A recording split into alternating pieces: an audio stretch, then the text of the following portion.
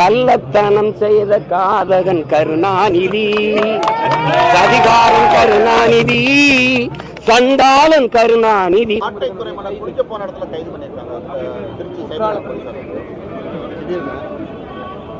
குற்றாலது போல அவரு அவங்க ஊர்ல அடுத்த வாரம் கொடை வருது, அதுக்கு போய் கொஞ்சம் ஊர்ல அம்மா அப்பா பார்த்து வரலான்னு போனார். அது என்கிட்ட கேட்கக்கூடாது, நீங்கள் தான் ஊடகவியலாளர் தான் பேசணும்.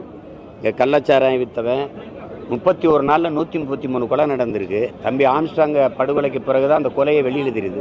ஒரு எல்லாராலும் அறியப்பட்ட தலைவர் சாகும்போது தான் அவங்களுக்கு தெரியுது.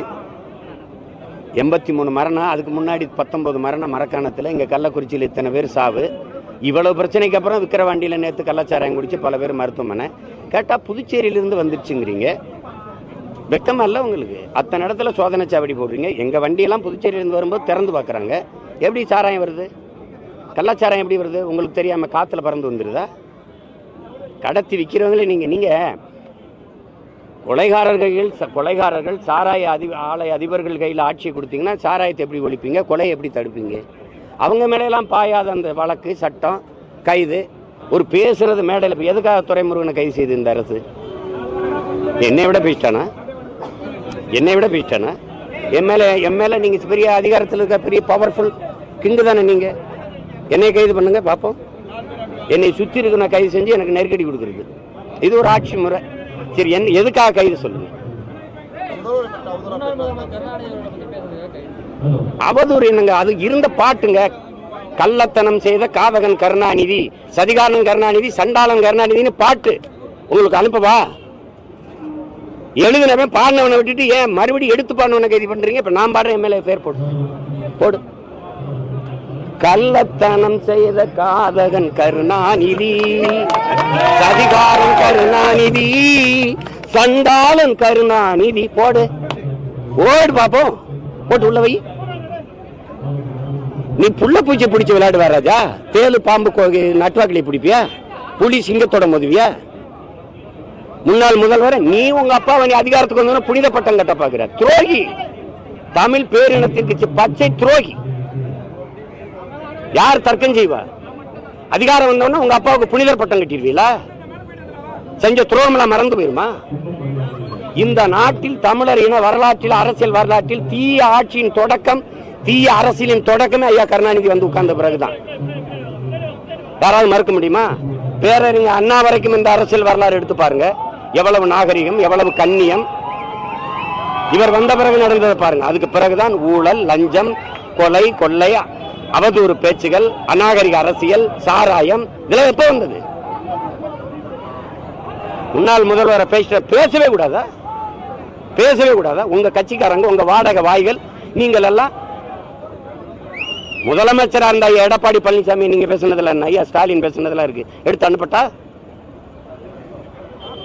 நீங்க பேசலாம், அது கருத்துரிமை. நாங்க பேசினா அது அவமதிக்கிறது. என்ன அப்படி உங்க அப்பா வந்து அப்படி இறை தூதர், இறை மகன் இயேசு இல்ல சொல்லுங்க, பகவான் கிருஷ்ண பரமாத்மா என்னன்னு சொல்லுங்க.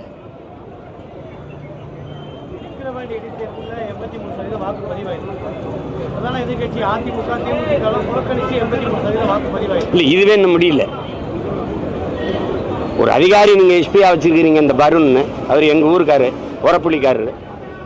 தொடர்ச்சியா அவர் விளையாட்டு, ரொம்ப அதிகமா விளையாட்டு. தேவர், நாடாரு, கோனாரு, தேவேந்திரரு, யாரையுமே அவருக்கு பிடிக்க மாட்டேது. பிறப்பு வெறுப்பு அவருக்கு எங்க மேல எல்லாம். ஏற்கனவே குண்டாசு இங்கே உண்டு, அது வேற இடத்துல வழக்கு, இங்க வர சொல்லி சென்னைக்கு கொண்டு வந்து சேர்க்க சொல்லி உள்ளதுக்கு குண்டாசுல போட்டது இதே வருண் ஐபிஎஸ் தான். இப்பவும் அவரை கைது பண்ணி இங்க திருச்சி கொண்டு வரதும் வருண் ஐபிஎஸ் தான். இதெல்லாம் மறந்துடுமா நீங்க? அப்படியே அவர் எதுல ஆடுறாரு? சர்வேசன் நீங்கள் ஐபிஎஸ் படிக்கும்போது ஒரே பேச்சு மட்டு. ரத்தீஸ் அவருடைய தம்பி, அவங்க 2 பேரும் அதிகாரம் அதுல இருக்கனால எதா இருந்தாலும் ரத்தீஸ் தான் நிர்வாகம். அவர் தான் அதிகாரியை பணியமர்த்துவாரு, பணியிடம் மாற்றுவாரு, எல்லாம் ரத்தீஸ் தான். அதனால மேலிட அழுத்தம்ங்கிறீங்க. மேலிடம் எத்தனை நாள் நீங்க மேலிடத்தில் இருப்பீங்க? எத்தனை நாள் நீங்க மேலிடத்தில் இருப்பீங்க? நிறுத்தத்தில் 5 நிமிஷம்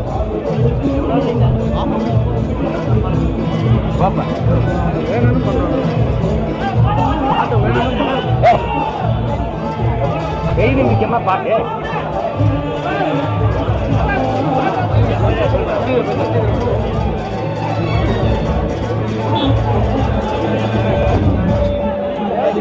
இல்ல இல்ல நீங்களே பாருங்க. இது வந்து ஏன்னா தம்பி உதயநிதி கூட இருக்க ரத்தீஷ் தான் இந்த அதிகாரிகளை எல்லாம் பணியிடம் மாத்துறது, பணி உயர்வு செய்யறது எல்லாம் அவர் கூட இருக்காருங்கிறதுல நீங்க அடிக்கடி கை வச்சு விளையாடுறாரு அந்த வருண் ஐபிஎஸ். உண்மையிலே நீங்க என்ன வேணா ஆதாரங்களை தர்றேன்.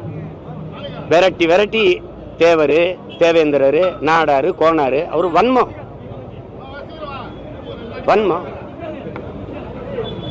அதே தானே நான் பேசுறேன். என்னைய தொட வேண்டியதான். நீங்க அதான் கேக்குறேன், எனக்கு கைது பண்ணுங்க. இப்படி கெஞ்சுற ஒரு ஆளை பத்திரிக்கையில என்னை கைது பண்ணி உள்ள வைங்க. பேசுறதுக்கெல்லாமா கைதுங்க? நீங்க பேசுறதுக்கெல்லாம் கைதா? நீங்க ஒண்ணு கேட்கிறேன். சவுக்கு சங்கர் பேசினார், அவ்வளவுதானே. அதை வச்சு ஒரு 10-15 நாள் 20 நாள் வைக்கல, ஒரு மாசம் வைக்கல. எவ்வளவு நாள்? சரி, ஃபெலிக்ஸ் என்ன பண்ணாரு? டெல்லியில் இருக்கிற ஃபெலிக்ஸோடைய அலைபேசியை ஒட்டு கேட்டு டெல்லியில் இருக்காருன்னு போய் கைது பண்ணி உள்ள கொண்டு வர தெரியுது. இங்க கள்ளச்சாரம் வைக்கிறான்னு தெரியாது. இவள வேறு ஒரு வருஷமா திட்டமிட்டு ஆம்ஸ்டாங்க கொல்ல போறாங்கிறது ஒட்டு கேட்க தெரியாதுல்ல. நான் எங்க ஆத்தாவுக்கு அரணியூர்ல பேசினேன்னா அது ஒட்டு கேட்க தெரியும். டெல்லியிலும் கேட்க தெரியும், இங்கே கேட்க தெரியும். சீமான் யாரோட என்னென்ன பேசுறான்லாம் பதிவு பண்ண தெரியும். இந்த வேலை 133 கொலை நடந்திருக்கு 31 நாள்ல. எதையுமே கண்டுபிடிக்க முடியல. கேவலம்.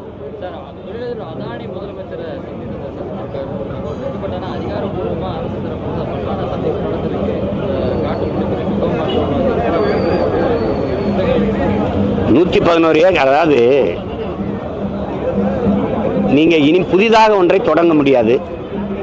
இருக்கிறது.